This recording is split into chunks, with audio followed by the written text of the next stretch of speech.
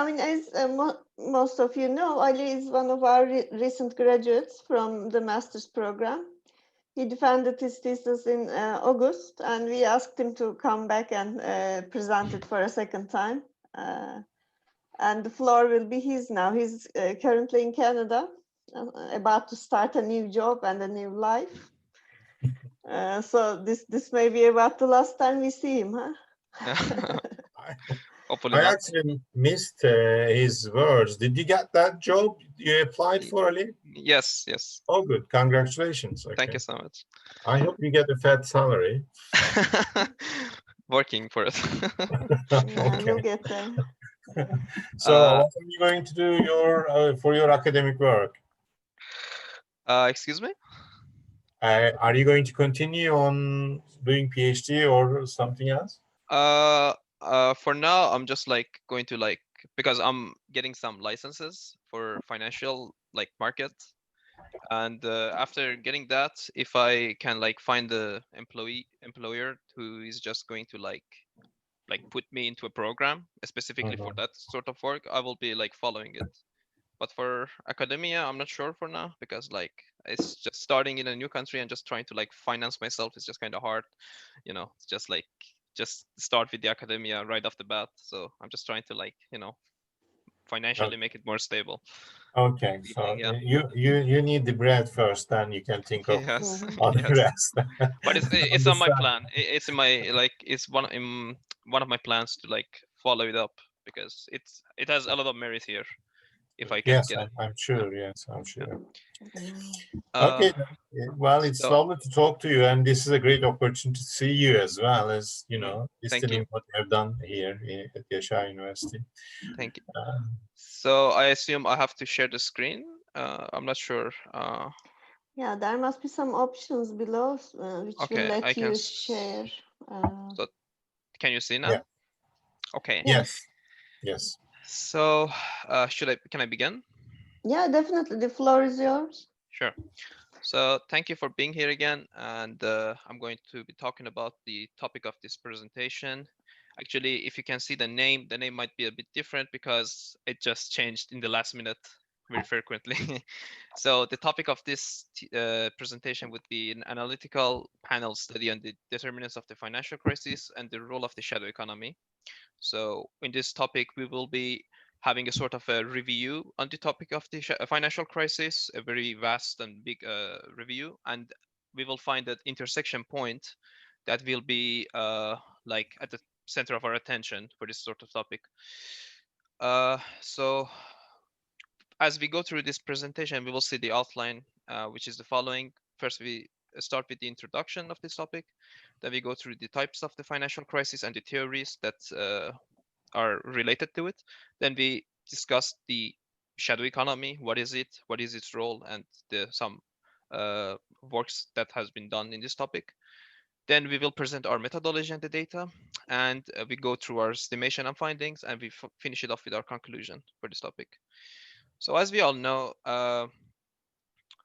first of all, I need to move this window a bit. So as we know, the literature on the financial crisis is very like vast. It's like ever since like the 80s and 70s, this topic has brought up many times by different scholars and in the economy, and there are a lot of research papers on it that has been done, and all of them are just like studying on different categories of the financial crisis, since there are like currency crisis, debt crisis, and banking crisis, and each of them branch off to many different studies. So the research here uses all of this classification. It uses all categories and underlining different sort of financial crises, currency crisis, banking crisis, and debt crisis.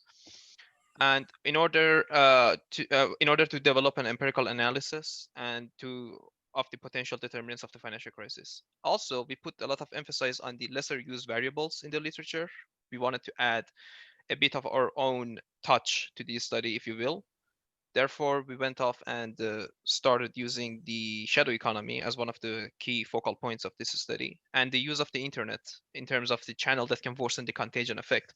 Of course, we tried to add a lot more to the topic, a lot more niche variables, if you will, like political effect or like power of like democratical power or something like that. But our study is as good as the data available, and it's hard to find data for like a very big sort of like 40 or 30 countries at the same time, and run it at the same time.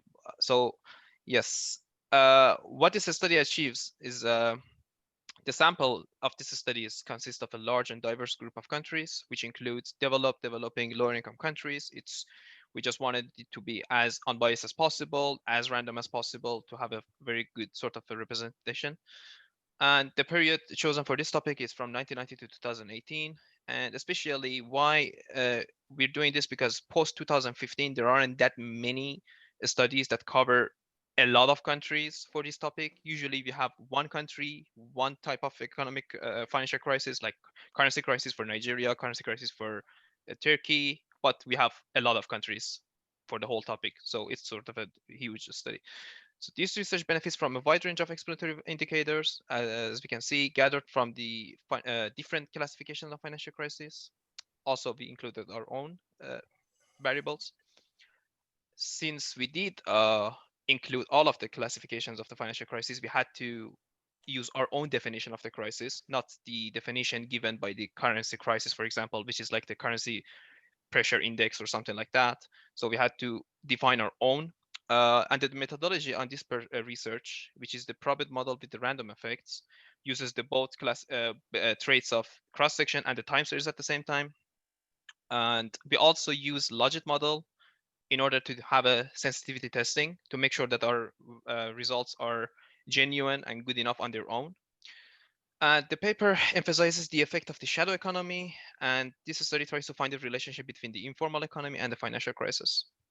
So the questions that were raised by this study are as following: whether or not shadow economy is potentially overlooked by the previous works as a significant variable that can cause economical unrest across different countries, or whether or not does internet use exacerbate the contagion effect of the financial crisis as a sort of an intermediary for the news. What are the significant variables that can cause a crisis in different regions?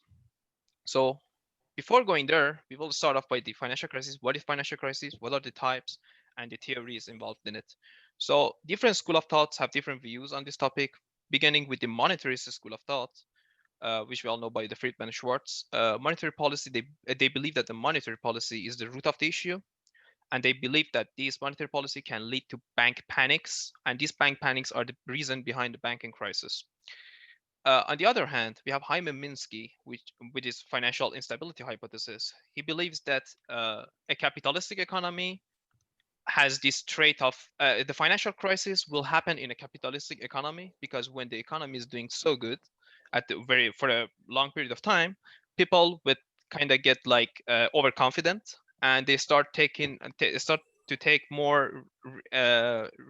on more riskier approaches to their investment. So they don't really care about the ratings and the credit ratings or everything like that. So they start to there will be more courage to take on more riskier approach. There would be a lot of like a Ponzi scheme involved.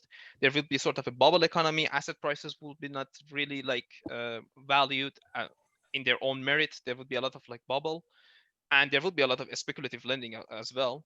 So, but it is not sustainable, and when it crashes, there would be a lot of confidence loss, and there would be a lot of credit crunch as a result. The third type would be like for the Mishkin and his asymmetric information theory. In his views, there are 5 destabilizing factors that can cause a financial crisis. First one would be increasing the interest rate. Second being a stock market decline, uncertainty, bank panics, and decline in asset prices.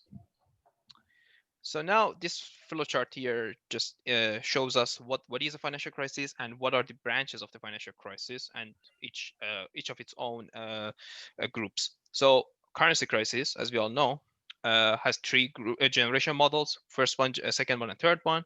Banking crisis, which is happening because of the credit, liquidity, and interest rate risk, and the government actions, which has a systematic banking crisis to it. We will see it shortly. And debt crisis, which is when a government is not able to meet its obligations. And we have the topic of debt deflation by Fisher on there. So first generation models, as we all know, is like happening because of the bad economic policies, when the government is like kind of committed to maintain a parity, due to the bad policies, they cannot really use the monetary policy anymore, and they have to tap into their foreign reserves or borrow to sort out the deficit. Krugman kind of like worked out on this model, like he was a pioneer in this topic. The second generation model talking about the self-fulfilling events. In these models, the financial crisis, as the currency crisis, is not happening due to the bad economic policy per se, but more than the confidence of the actors in the economy and the people who are like speculative. They have like this sort of speculative behavior on the environment. So ops will explain this sort of like events, and it happened a lot in EU zone and in Mexico. Third generation models are speaking about the liquidity issue, specifically about the short-term foreign debt, which can cause a lot of damage to the economy, especially like capital flight, which happened a lot in the Asian crisis. And these works were done by the Krugman as well. So the systematic banking crisis we're gonna see shortly now, it's talking about, actually there is a huge study. It's a sort of a review by Demirgic and Detergiaci. It's a cross-country study of a systematic banking distress. They use signal approach and multivariate probability models. So in their work, they realize that a banking distress happens because of the following reasons. When there are large-scale nationalization, emergency acts like deposit freeze or blanket guarantees to depositors, or when there are hefty rescue operation for troubled institutions, like we see now with the COVID, and there are a lot of like paychecks given to the industries just to like bail them out. Non-performing assets pushing the 10% threshold of the total assets. The next topic would be debt deflation, which is a work of Erwin Fischer. This topic explains how debt and deflation brings a chain of destabilizing effects for each other. This is this famous quote from the work. Debt liquidation leads to distress selling and contraction of deposit currency as bank loans are paid off, which leads to slowing down the velocity of circulation. This will lead to a fall in the level of prices. So what it essentially means is that when we are indebted and we have no cash at hand, we have to sell our assets. And what we do usually is like selling it short to acquire cash. And by doing so, we will be short again. And usually people will also borrow more to sort out the debt. So there will be like this vicious circle of ever being indebted and just like having not enough like assets to sort it out. So there are ways to find out how default is happening. What are the chances of default? These are the studies that like find the default default calculation methods. So Edward in 1984 uses interest rate spreads, Chanla in 2003 uses credit default swap method, and Schmalker uses credit ratings. These are the methods for finding how a default is calculated. So now going to the shadow of the economy topic. Shadow economy, what is it? Is consists of unrecorded transactions that are not represented in the GDP, gross domestic income. According to Schneider, these activities are hidden due to the following reasons: to avoid paying taxes, or to avoid paying social security contributions, or to not comply with the administrative procedure. There are positive and negatives to this event phenomena. The positive would be there would be lower cost of operation for the firms, lower cost of goods and services for the lower income population, since it's easier to access to the products. New job opportunities for the impoverished, since it's easier to get job in the black market usually. But the negatives are kind of more. Unreported GNP would be one. Tax injustice, of course. Budget deficit, economic instability, credit worthiness would be like kind of doubtful.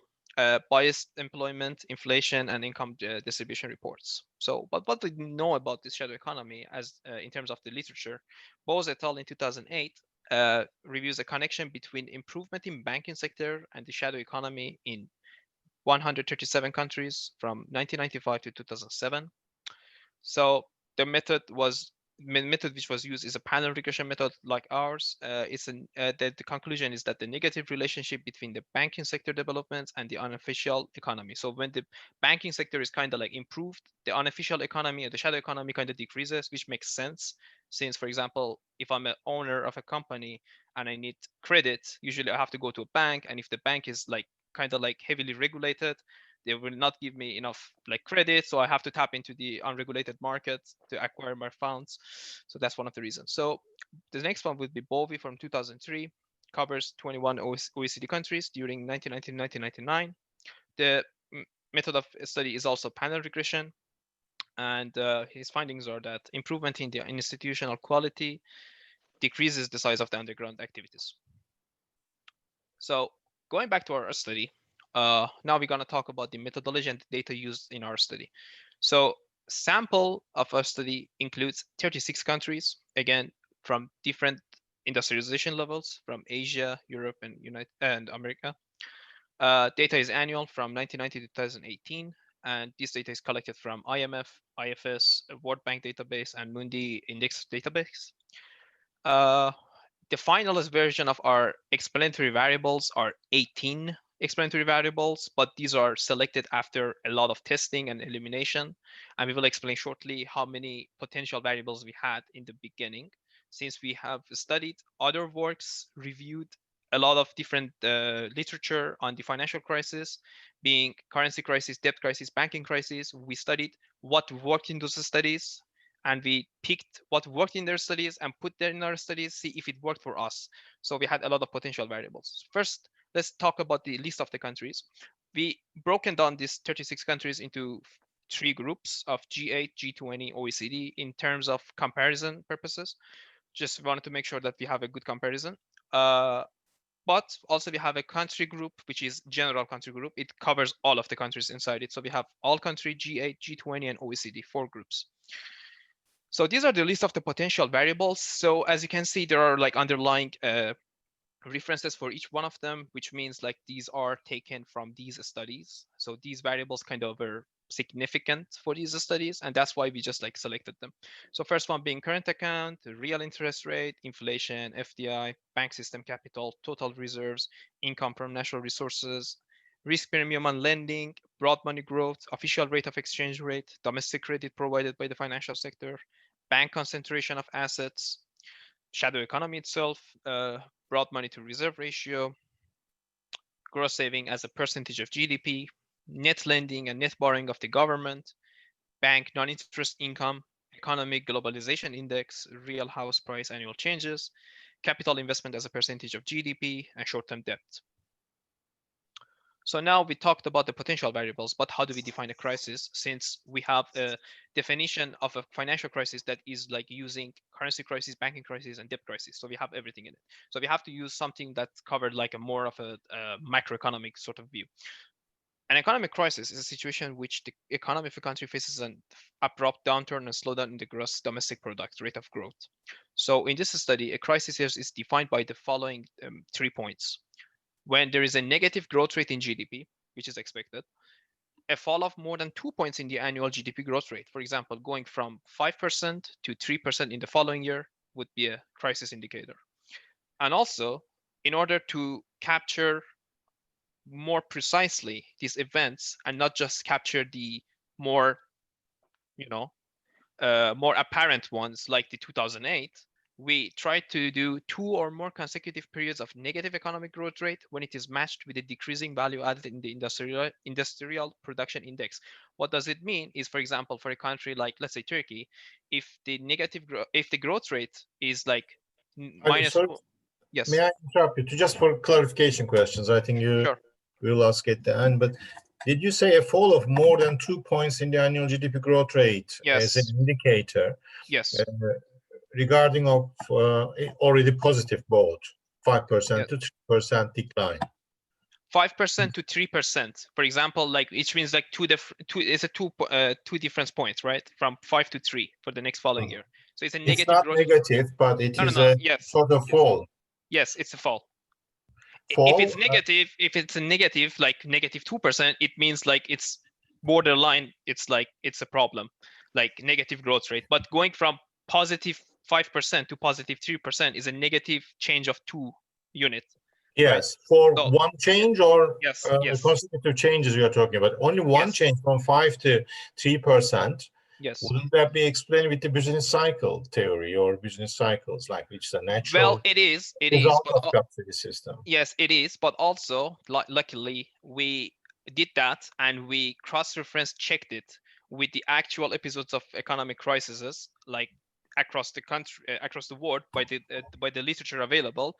and we were like luckily captured most of them, like I would say like 95% of them accurately, like just by doing the following. Because like I also was like kind of concerned that it might be like a business cycle, just like that.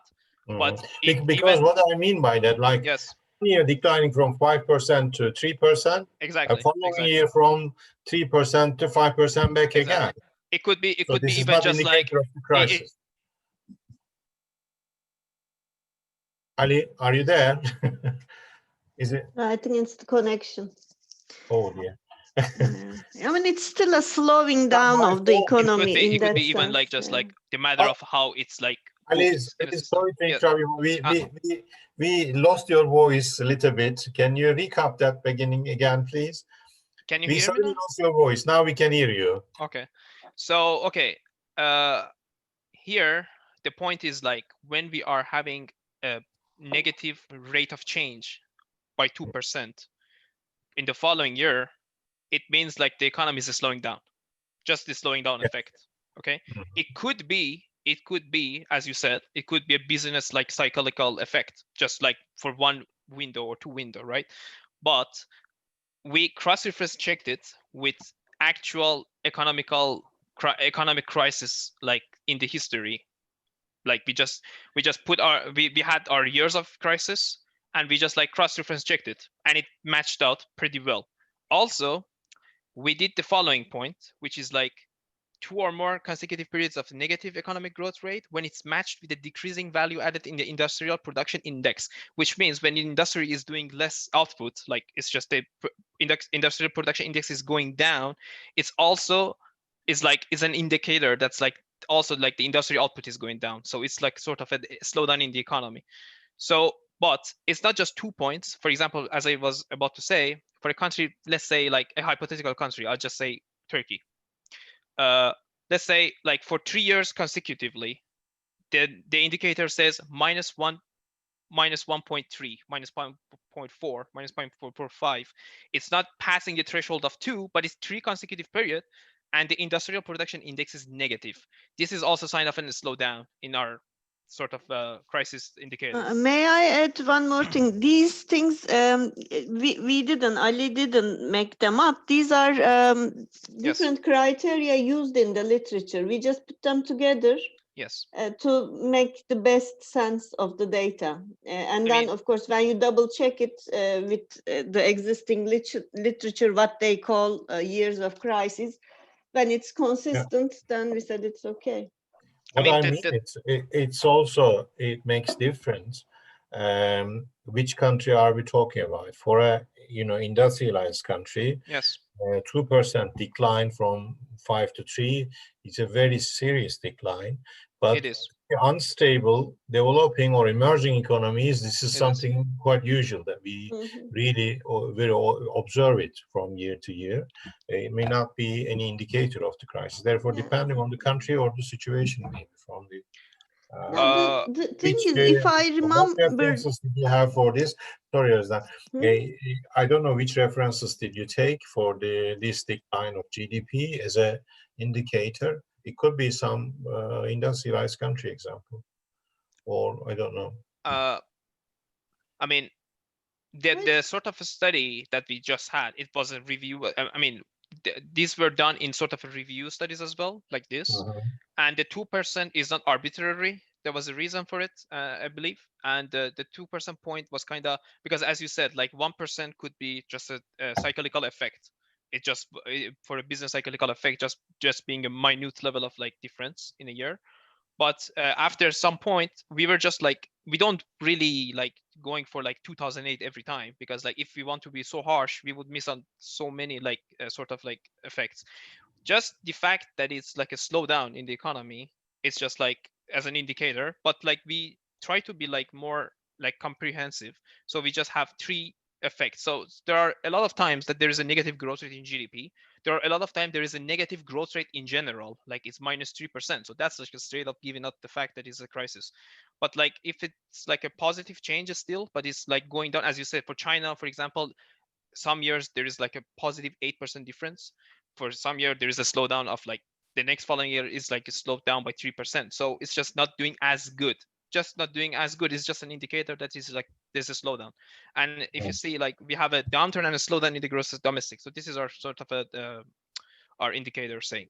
So by doing, I was going to say just a minute, that there weren't many borderline cases. It's usually quite obvious. I mean, it's not like we were just, couldn't figure out if it's a crisis year or not. It was obvious for some other reason anyway. yes.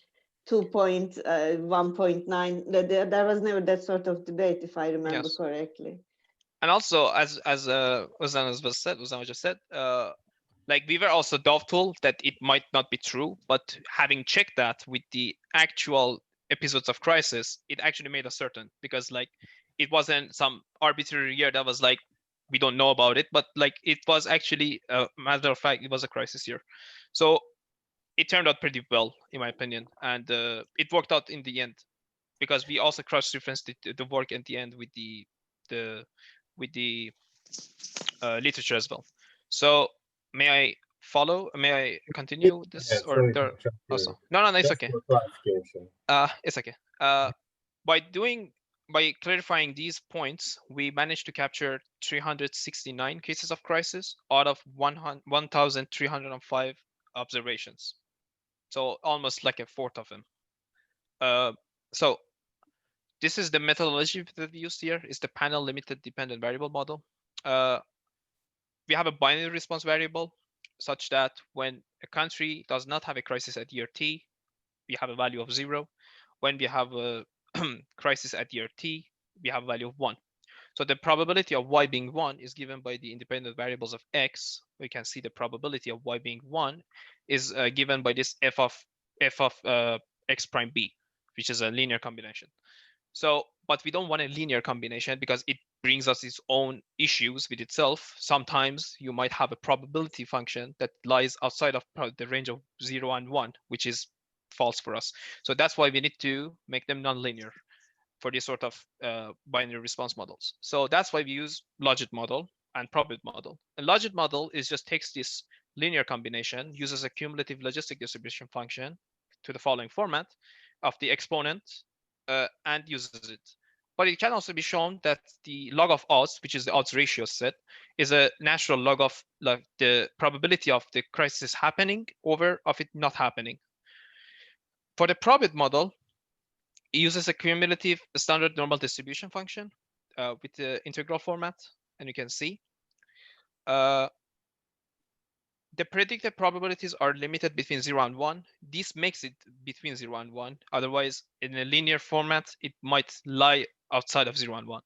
So the parameters betas are estimated using the maximum likelihood method. The marginal effects reflect the change in the probability. Okay, so it's one way to say we found the significant variables, but we also are interested to find out what is the change of each significant variable on the event of crisis happening itself. So that's why we use the marginal effects, because the coefficient on their own does not really hold any meaning that much with these sort of like models.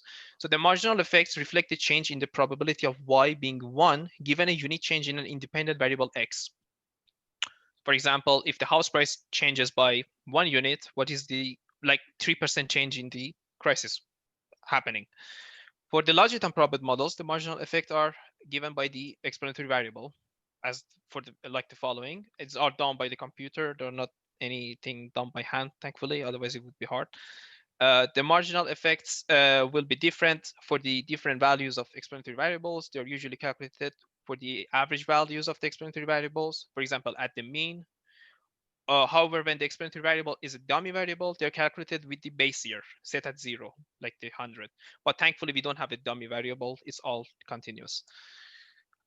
So this would look what it looks like for our model. We have the probit model. These are the 18 variables we can see here. These are the explanatory variables. And this is for the second one is for the logit one. It's just what it looks like just for the demonstration purpose.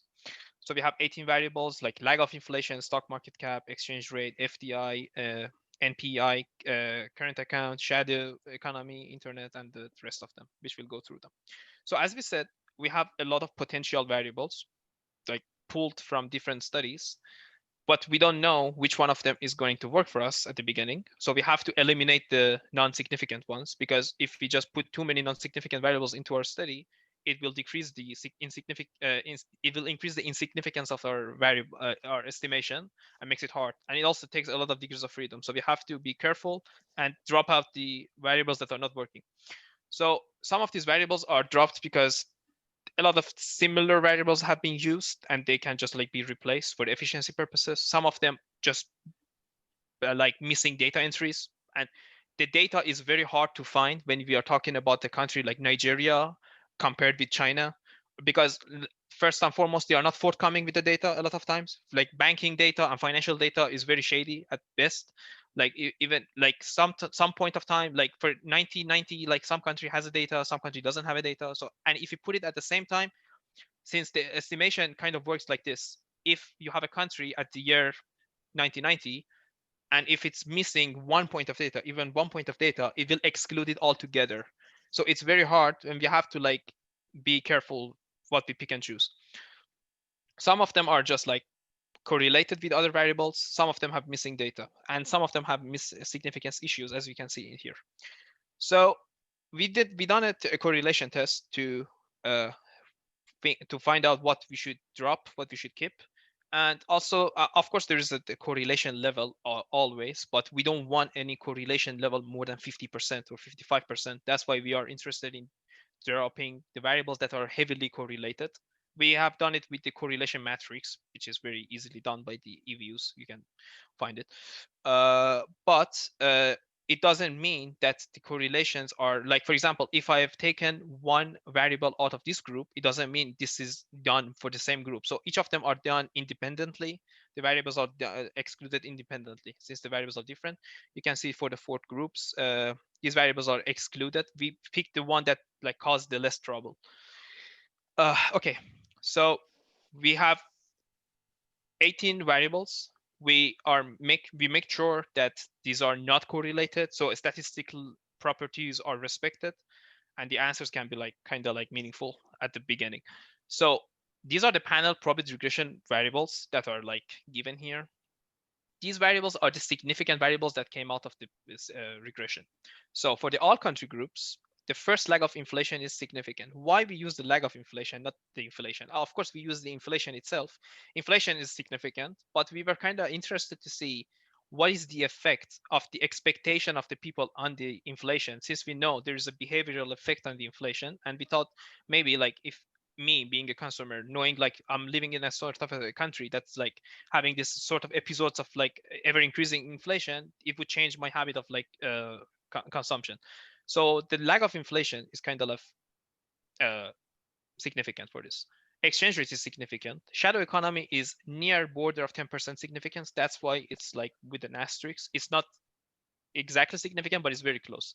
Net portfolio equity inflow is significant. Shadow stock market capitalization significant. Bank concentration of assets in the top 3 banks is significant factor. Bank credit given to the private sector is significant, and annual house price changes is significant. For G20, a lot of similar variables. Exchange rate is significant. Shadow economy is a significant variable. Net lending borrowing of the government is significant. Income from natural resources, bank credit given to the private sector, and house price changes. For G8, exchange rate is significant. Interest rate has been a significant factor. Net lending, borrowing of the government is significant, and the bank credit given to the private sector, and the capital investment, which was almost significant. And for OECD, which is almost similar to the all countries, lag of inflation, stock market capitalization, exchange rate, and bank credit given to the private sector, annual house price changes, and net portfolio equity inflow. So now we know what's significant, but what we want to know is like what is the significance level? What does it change for the crisis? So what you are seeing here is the marginal effects for the probability. So this means, this means that, for example, when the exchange rate goes up by 1 unit, it increases the probability of the crisis happening by 5%. It makes it more likely. The first lag of inflation increases this likelihood by 3%, and the house price changes decreases it by minus 1.3%. This means that when the house prices are increasing, the economy is sort of like doing better, and when the house prices are increasing, the probability of the crisis happening is less, because like deflation of house prices, especially in the housing market, is sort of a giving factor for the like a bad economy. Bank concentration of assets is increasing it by 0.3%. Bank credit given to the private sector increases by 0.3%. Stock market cap is decreasing it by -1%. A net portfolio equity inflow, which is very small, but it's minus 0.00 something percent. G20 in the other group is a exchange rate is 31%, increasing the probability of the crisis happening. Shadow economy is almost 10%. Increasing the probability. Net lending, net borrowing decreases by 2%. Income from natural resources decreases by almost 2%. And you can see the following effects. For G8, the bigger ones are the interest rate at 15%, exchange rate by 14%, and net lending and net borrowing of the government is decreasing it by 11%, and annual house prices are also decreasing it by 9%. For the OECD, the lag of inflation is almost like increasing it by 7%, and you can see the following effects. Now we are done with the probit ones. Now we want to be sure. So we got our first set of batch of answers, but we want to make sure that our answers are like statistically sound and fine. So that's why we start off by doing the autocorrelation test. It's okay. Autocorrelation is mainly done for the time series, like, but here we have a panel series, and we have done a panel autocorrelation test just to be sure. We could have gone out and not do it, because there are a lot of studies like ours with a huge country set and a time and a rather limited time set, time component. When n is bigger than t, usually you don't need to do that much autocorrelation, but we wanted to make sure. So if we had autocorrelation for one of these groups, we had to account for it with the change in the standard errors. So the ones that have autocorrelation issues, we give them the robust standard errors to account for it. So here we can see we can reject the null hypothesis for all countries, G20 and OECD, and we can use we use the robust errors for them. And for the G8, it didn't have any problem, and that's why we went out with the standard errors. Although we tried them with both robust and non-robust errors, and they didn't make that much difference, but we just wanted to be sure that we are doing the right thing statistically. Now in the second part, we wanted to make sure that our probit answers are good, because our answers are good and we are doing the right thing statistically and by the econometrics factors, not just we were lucky to pick probit over logit. So that's why we did the same regression, the same explanatory variables. We did logit this time. See what would change if we picked probit over logit. So these are the significant variables for the logit this time. So you can see there are a lot of similar things, which is very good. It means that our study has been like done in a proper way. First lag of inflation, stock market capitalization, exchange rate, shadow economy, net portfolio equity inflow, bank concentration of asset, bank credit given to the private sector, annual changes in house prices, exchange rate for the G20, shadow economy, and the rest of them, which are exactly similar.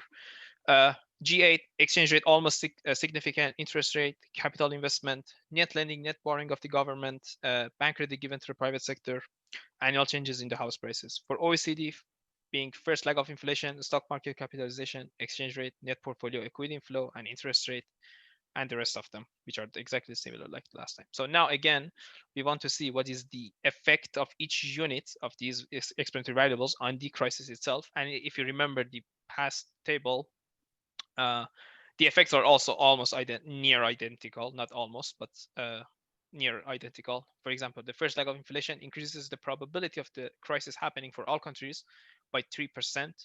Exchange rate rises it by 4%. Annual house price changes decreases it by minus 1.3%. For the G20, exchange rate is kind of significant at plus 23%. Shadow economy increases it by 10%. Net lending and net borrowing decreases it by 5%, and the rest of them. G8, sorry, interest rate increases it by 26%. Exchange rate increases it by 22%, almost 21%. Net lending and net borrowing decreases by 20%.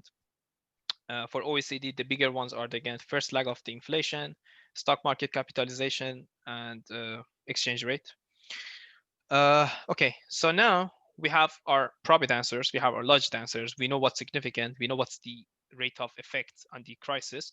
Now, because we are talking about the shadow economy, let's not forget. We were talking about shadow economy, and shadow economy so far has been significant for 2 groups out of 4 groups. but we also had to tweak the answers a bit, because we had some variables that were not significant at all. They were just taking degrees of freedom. They were not good enough in the beginning. We just kept them because based on economic theory, they are good to be studied, like one being FDI. So we dropped it. Also, we changed the lag of inflation to the inflation itself, because autocorrelation factors, and we wanted to make sure that lag of inflation and the inflation at the same time are not causing a statistical problem for us. So we also changed it to inflation rather than first lag of inflation. So now we tweaked two groups because the other two groups were just not causing any difference.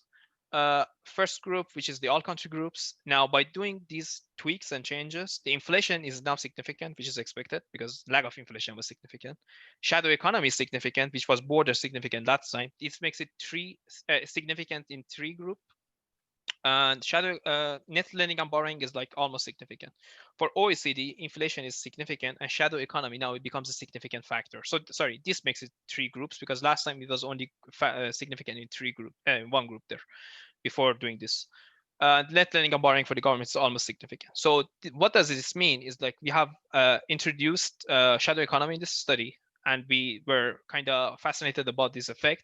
And we kind of proved that shadow economy is a significant factor for the financial crisis in these countries for three groups out of four groups. It's just not significant for G8, I believe, but which makes sense, totally makes sense, because G8 is like the top leading countries, and they have very good institution, and they have very good structure. So shadow economy is not as prevalent as the other countries here. So shadow economy is kind of significant for three groups out of four groups. But also, what about the internet? Internet did not turn significant. It was near significant for one or two groups, but it was not significant. The use of internet does not really cause contagion effect. Why is that? Is because we kind of expected it to be significant, but since the starting year is 1990, and the kind of the foundation for the internet just started to blossom at that time, and especially for the developing countries, since you have a lot of lower income and developing countries, it was not really mainstream media at that time. So I don't believe it was really that strong of an effect for that time. That's why it's not significant, which is a good answer on its own. But I believe if we just go on and just do it post 2000, it would be a significant factor. But we didn't have that luxury, unfortunately, because the data was so limited. So what can we talk about the role of the shadow economy? So now we know shadow economy is a significant addition to this study. We know it's significant for 3 out of 4 groups. And we were just going to see what is the effect of shadow economy. So this shows us what is the size of the shadow economy compared to the total size of the economy, GDP. So for Peru, for example, in 1990, starting from Peru, 60% of the size of the economy is almost shadow economy, which is huge. For 1995, it's 58%. These are the benchmark countries, almost bigger countries. We picked 2 countries for each continent almost. Peru is starting off by 60% and going down to 40% in 2015, which means they have done the right things, they've done the right policies, they have reformed the right structures. Ali, sorry to interrupt you, but can you remind us again the measuring method of shadow economy in this data? Excuse me? Can you remind us again? Okay. So shadow economy are the shadow economy. In this. Yeah, shadow economy is the unreported activities. Basically, anything done that is not recorded by the official authorities or the official, it doesn't come into the official calculation of the GDP or anything. So where did you get the data? Oh, where did I get the data? So okay, there are a lot of studies on this topic. It's like a metadata study done by Schneider in 2012. He kind of has his own calculation of the shadow economy, and then he has a lot of factors how he calculates it, because as we know, shadow economy is not something apparent. It's hard to calculate it, but he has tax scores, a lot of credit given to the institutions, also he, for example, he goes so deep that he finds that the work done in home by like the housewives that is not like contributing directly to the official economy on the paper. So these scores are coming off that study, and that study is like a benchmark study, like how Kaminsky has a study for the currency crisis, and like almost everybody branches off from there. Schneider has that sort of a study for the shadow economy. So those stats are taken off from his study, and it's like respected enough that other scholars are also like proponent of his like sort of work. So no, I mean, how did they measure it exactly? So as I said, like there are like ways that it's done. I think briefly I've even mentioned it in the study. It just escapes my mind right now.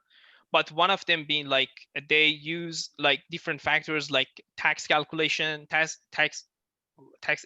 escapism, institutional factors like regulations. There are a lot of different things. It just doesn't come to my mind right now because like the study is like very vast and huge, but it's there and it's available. Unfortunately, I cannot really like recall it all the time.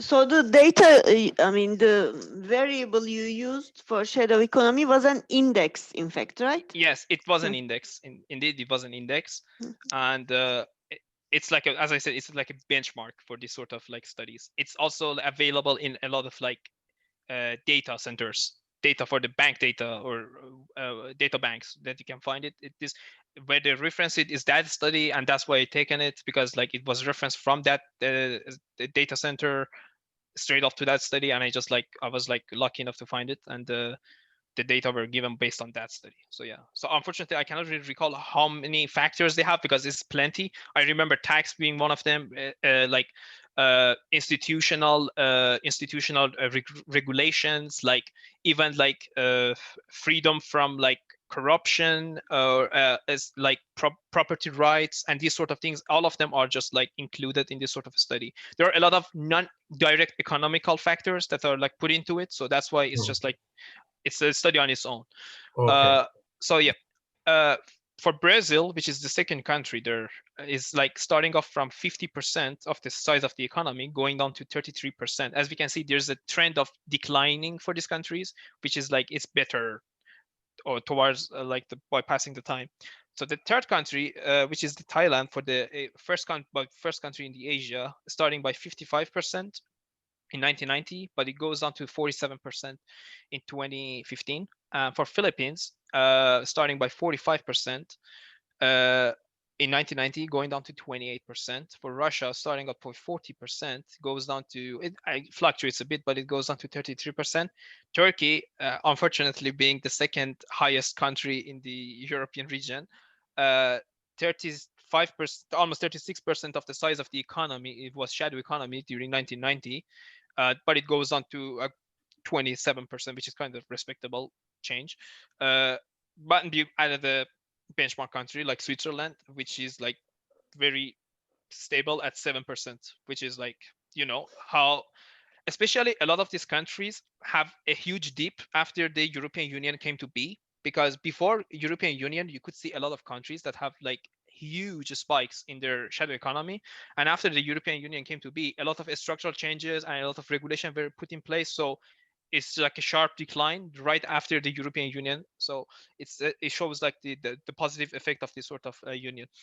So now we can, by saying that, we can come to the conclusion that there are a lot of ubiquitous variables that are significant across different groups in this study, being exchange rate, annual real house price changes, and the bank credit given to the private sector. Shadow economy is a significant variable for 3 out of 4 groups. It's a good addition to this study. Number of internet users did not have an effect on the crisis in this time period, as I said, due to the lack of infrastructure for a lot of poor, more more impoverished countries, and like being not as prevalent as before, as it is right now.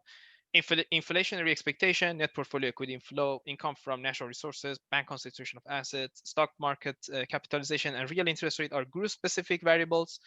And especially our findings are in support of the literature, more specifically towards the Mishkin anatomy of financial crisis, where he specifically talked about 5 different factors that are destabilizing the economy, destabilizing economy and causing financial crisis, like interest rate and the things that we mentioned. So that's about it. Thank you for listening to my presentation, and thank you for my dear advisor. Thank you, dear Yedekleri de veriyoruz. Okay. Durmuş Hoca, for providing this opportunity for me to complete this study, and everybody who is participating here, and the Yaşar University as a whole for providing the special scholarship grant for me to make it really possible and easy for me to accomplish. Thank you so much, and I will listen to your questions. Okay, thank you, Ali. In fact, that thank you page is okay for the thesis defense, Yes. but you don't have to put it up every time you present the work. It's okay. Okay. Yeah, I think we should say thank you to Ali. He did a great effort. That's why I don't want him to give up after master, continue for his academic study. I will try. I know it's hard put up with the economic difficulties and changing the country and all those other things that I know about, Ali. It was great to see you again. Thank you for a great presentation. Thank you so much. Thank you for giving me this opportunity to present it. I mean, you did the work. We didn't. Ours is just a minor thing. Thank you for all that work and successfully completing the I think you are the only graduated student actually for last 3 years from our. Yeah, for a long while. Or I began to think that are we very difficult lecturers? Hopefully more to come. Is it me? So very pleased to hear that you completed very successfully and very good work. And I've got a couple of questions actually. Sure. If I may take the first one, are you planning to take this further to publish somewhere? Because it's interesting results that you have here. I believe because like usually you don't hear about shadow economy, and I'm actually kind of fascinated about the topic. Let's be honest, I really like it, and if I continue like my path in the academia, for sure I'm gonna study on the shadow economy because it's just like it's very fascinating.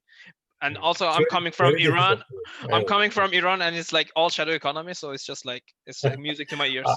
What was the percentage of shadow economy in Iran in that data set? I don't believe it was. Yeah, I don't believe it was easy to find. I think there is a number for it. I'm pretty sure I might have it because like I talked with Ozan Hoca, and I wanted to include Iran as well for some reason. That the data was kind of like it's too arbitrary. I couldn't trust it. I really couldn't trust it. So I didn't want to like tarnish the other sort of like results. That's why I just like put it aside. It's like I don't. But there is a number for it. You can pull it up. It's easy to find.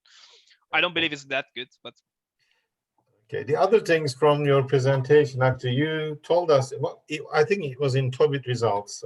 I'm not quite sure, but if the exchange rate is obviously you drop the exchange rate because you focused on the shadow economy and you give up on exchange rate debate in there. If the exchange rate went up 1%, so possibility of having economic crisis will be 5%. It's very high. Or for this is in overall, but in OECD sample, you said there is a 31% chance of economic crisis if we increase the exchange rate 1%. So given that, so we are in OECD country in Turkey. Last week per day we have been increasing about 1%. So 31% times 7. So we are in the 200% economic crisis. Now, according to that data, how would you elaborate on that? Actually, the thing is like the data is coming from 1990, right? So a lot of European countries which are here, they are not already in the European Union. So the data is kind of, there's a structural break in the data from after 1992. So a lot of, like there's a lot of, especially for Germany, I think Germany, France, or some other countries, like there are like very bad number in terms of like currency in their currency exchange rate. So that's why there are a lot of fluctuations here. It's expected, but it goes down more when you factor out the post-union change. it will go down. But the spike is also, I think that's one of the reasons. And also there is a thing, we use the log of we kind of use the log of the exchange rate, log of change of the exchange rate, because we wanted to make sure we are using the rate of exchange rate, not the nominal factors only. So the results are kind of like telling because of that. But yeah, but you need to consider that for example, you use nominal exchange rate, dollar versus domestic currency, or the real exchange rate? No. We use the rate of change. We use the rate of change. Rate of depreciation. It is the logarithm of the rate of depreciation, but because nominal. it's a better factor, not nominal. Rate of depreciation of domestic currency. Yes. Compared to dollar. Compared to dollar. That's what I mean. Yes. So that's why, for example, for the other all country groups, it's like you have 36 countries. They have different like exchange rate. There are a lot of countries, so the effects are kind of less bold because they are the sample size is huge. That's why I think like it's just like more bolded for the G20, because like the lesser sample size, the more the effects are just going to be like apparent. I think that's one of the reasons. Okay. Yeah, actually, Ali was, towards the end, he was showing me these results, and he was saying, "This is weird. These numbers. What shall we do?" And I said, "It's what it is. That's what the data says. You can't really." I just make sure that the statistical properties are fine, because like I can cherry pick the data, but I cannot make it like my own. I mean, I wish like the internet was significant. It would be a good practice. It would be a good like finding on its own, but like it didn't. I tried so much to like squeeze it in at the last minute, but it just didn't work. So I just gave up on it. So yeah, these are like authentic data, like data. I didn't really like tamper with them. I just made sure like the statistical properties are fine, the econometrics practices are sound, and yeah, that's all I could do about it. And I just respected the answers. That's about it. Okay, thank you, Ali. Tuğçe Hocam, I ask something. Sure. Tuğçe, you are muted. Yeah, because I is talking right now. Okay, Ali, first of all, thank you so much for such a great presentation. You and Özden Hoca also. And I have just, Özden Hocam, I wish, actually, I should have studied logarithm probability model before the presentation, because right now I am puzzled. I don't know. Well, let's see if I remember it. Yeah. But in your model, Ali, almost you have 1,100 observations, right? Oh yes. So I wonder, how did you take the individual differences of countries? How did you take the individual differences into consideration while creating these groups? You use fixed model or random model because you have a panel data? Yes, it's a random model. It's a random effect model. It's not fixed, because if we made it fixed, the fixed one doesn't really work well, I believe, with the logit, especially. There is a reason for it. Yeah, there is the fixed this effect problem of indeterminacy of parameters in the fixed effects model for such binary dependent variable models. We use the random effects model. It could work for the probit one, but since I wanted the logit for the stress testing, and again, it really didn't. I ran it. Of course, I ran it with the logit with the fixed effect, but it really didn't make that much difference to begin with. So there are like different traits to the random effect and the fixed effect, which are like, there are papers about it. It's just massive like studies about it, but so the random effect kind of like makes it like easier to do this study. If I'm not sure if that was your question. And the other one, you create different pools for different. Oh yes. Yeah, okay. So yes. Okay. So first of all, I wanted to make sure like I am like putting them into like kind of grouping them into a good perspective, because like the first one is just like Wild West. It's just random. It's all countries into one group. It's just random. But G8, G20, and OECD. I mean, there could be a lot of more specification. I just put them like, I just wanted to put them in a matter to see how are they versing off, because like, like G20 are just like better bunch. G8 is the best of the bunch, and OECD is kind of like more dispersed and more random. So the answers could be more telling. but also like when you see the differences between the all country, which has like the lower income countries all into one group, it makes a difference. Actually, I tried to do one group specifically for the lower income countries. There was a problem with it because like the lower income countries, as you can say, they're lower income for a reason. I don't want to offend them, but the data for them is very hard to find. And if I wanted to put them all into one group, I had to lose. There is a thing called the leastwise deletionist data. It actually is like it was like kind of rendering it impossible, because like if I put all of them into under one roof, I had to like decrease my observation as well. So it would have gone from 1,300 to like, let's say 700. And that small size of observation is not good regression as well. So I had to kind of like sacrifice having a good regression to having a more specified group. Otherwise, yeah, I would have loved to have a country with like, you know, a group of country with like lower income specifically. But yeah, it just wasn't not possible, especially with 1990 and the data which was not really available. In the beginning, we were like deciding to go 80s, from 80s to 2080, which would have added 10 more years. But the data from 80s in the data sets were like kind of like, it's very hard to find. It's very, very hard to find. Especially, for example, for China, you think China is a good country, like right now it's like very like prosperous and everything, but the data for China is like one of the hardest countries to get by. So it's like, and I think I missed one point about the contagion effect. Oh yes. Yeah, how did you measure the contagion? I missed that point. Okay, so the contagion effect, it was a guess at the beginning. It was just my guess because I added the internet effect. At the beginning, I thought, okay, so this is the study. This is what other people done. What can I add to this? So shadow economy was, I kind of was, to be honest, lucky to find shadow economy. I had no idea about the shadow economy and its effect. So when we find the shadow economy, so let's just run with it, and it kind of worked. But with the effect, I mean, I was thinking about, should I do political unrest like coups, because they are just like making the country more unstable, and therefore it would be worse for the investors, and there will be a lot of like capital flights from the country that is more like tumultuous. So I was kind of like, maybe I should do this, maybe I should not. But then I realized, okay, internet is like used heavily. It's just now we are doing just this very thing with the internet. So internet is just ran with our daily life, and economy and internet are kind of intertwined. So we cannot just like figure it out without the other.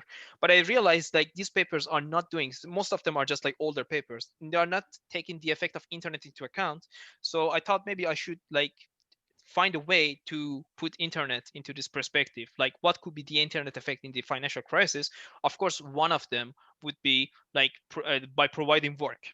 Like there are more venues to work because there are more opportunities to work with the internet. There could be one effect. But I thought, there is a contagion effect with the financial crisis, right? So because there is like, for example, if country like Argentina, if it has a financial crisis, it could spread to other like Asian country crisis. It happened with a lot of like contagion effect from Taiwan lead to other countries. So I thought maybe like since we have more information at the tip of our hand nowadays compared to the other previous generations, it's easier to get the information. It's easier also to reflect on the information. So if I have I don't know, if I'm an investor somewhere and I know something bad is going to happen, and also I'm using the internet and get the answer faster, so it would reflect on it. So there is like, it's making it easier to spread the news. So that's why it can worsen the contagion effect. This was the premise, this was the hypothesis, but it kind of did not work because like, first of all, the time of the crisis, the time of the study is like from 1990, the internet was kind of not prevalent at all, if any. And a lot of countries just started joining this like technology by 2000, post 2000 even. Some of them are like just like lower income countries playing like even electricity at question. So it's just kind of hard to like, use it like specifically for that purpose. So yeah, it kind of did not work, although it was almost near significant for one group. I don't remember which one, I think G20, but it was not good enough to just like run it as a significant variable in the study, unfortunately. But I think it would work if we had looked into this from like post 2010 onwards, hopefully in like 2030 study, something like that. It could be like a lot of effect from the contagion effect. Like the Twitter alone is just causing wars nowadays. So by likes of Donald Trump. So I don't think like it's just gonna be like that far-fetched that it can worsen the contagion effect. Yeah. Yeah. Okay, one more audience has joined us, I think. I just admitted someone towards the end. I think, yeah, Who is that? Sarpil has come. Oh, Okay. Sarpil. With regards to, I Right. don't want to make this any longer than necessary. It's late in the evening, but with regards to your question about probit and logit models, the procedures you follow on, diagnostic procedures on those models is different from the standard panel studies. So it's not like you have a fixed effects and a random effects model, and then you compare and choose models. It doesn't work like that. With this literature, the estimation techniques are more complex. Maximum likelihood and some even alternative methods only work. There are interim transformations that work and that do not work, etc., for derivation. So it's a messy literature. I cannot claim that I am totally in control of that literature, to be honest. But the safest thing to do is to use the random effects probit model. It's difficult to compare across models, and for some models they don't produce results either. So this was the safest thing we could have done with this data. That's actually why we chose it, basically. Sorry for cutting you. It's actually what is also done in the previous works as well. So if there was a study with the panel regression model, it was also happened to be a probit. Usually, I mean, there are some probit studies, logit studies. Not all of them are not all panel studies are like probit and logit. Some of them are. And if there was one, most of them and all of them were like random effects, because there was everybody just used random effects. Because so this fixed effects, it doesn't produce results, and you can't compare it across models. So the safest thing is random effects, and everybody does that. Yeah, it's not the most technical explanation, but well. Shall we thank Ali, or Durmuş Hoca, you can moderate? You. No, you are the moderator. Okay, if there are no other questions, I guess we will have to thank Ali and hope to see him again for some other presentation, I guess. Sure. Okay. Thank you so much. Well, please be in touch, Ali. Don't be just don't be a stranger. Yes. Sure. So you always remember you have a department here in Izmir. Sure. I would think if I find the opportunity and the situation is just better, due to COVID and everything, I would totally come back, and I would come by for sure. Yeah, okay. Let us know how you are doing every now and then. Sure. Thank you so much for this opportunity. Okay. And I would like to thank all our audience to join us here, which is actually an official holiday today. Next time, we hope to have a greater crowd. That will be in December. Yeah, so I'll see you then. All right. Thank you so much for this opportunity, and thank you for being a participant in this study. Okay. Thank